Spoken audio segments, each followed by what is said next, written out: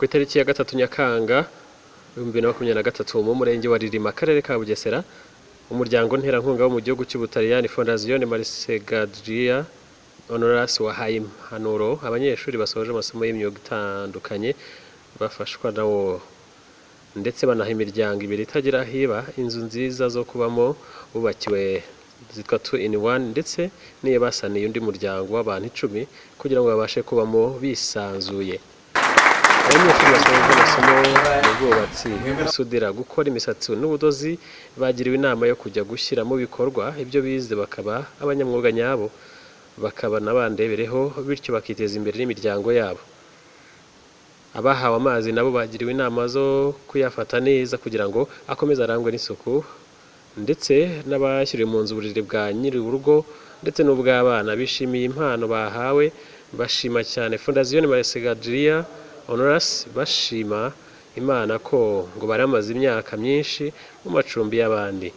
Uyu muryango mpuzamahanga umaze igihe kitari kinini ukorera mu Rwanda by'umwihariko mu murenge wa Ririma umaze kwigisha urubyiruko rusaga 500 imyuga itandukanye ariko banabaha ibikoresho bibafasha mu myuga bize imishinga. Uyu mushinga kandi ufasha abanyeshuri b'abahanga kwiga kaminuza hakaba haranubakiye abatishoboye benshi n'ibindi bikorwa bitandukanye by'urukundo byinshi uyu muryango ukora. Igisabo televiziyo cyari cyakubereye muri uyu muhango reka tubahe ikaze. Hari bikeya 13 isembera ariko umunsi Imana yangoboreye yashizeho akadomo anyeretse ko nanjye nasangira gusembera n'abana. Mpagaze hano rero ndi umubyeyi ufite abana 6 n'umwuzukuru ariko ibyishimo ndumva ari byinshi kwambonye aho nazongera gusembera n'umwuzukuru semberana n'abana.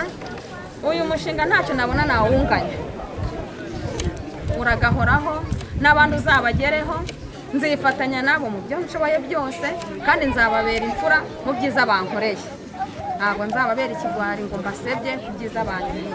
Ndumva sinavuga byinshi byandenze ibyishimo rwose murakoze muragahoraho.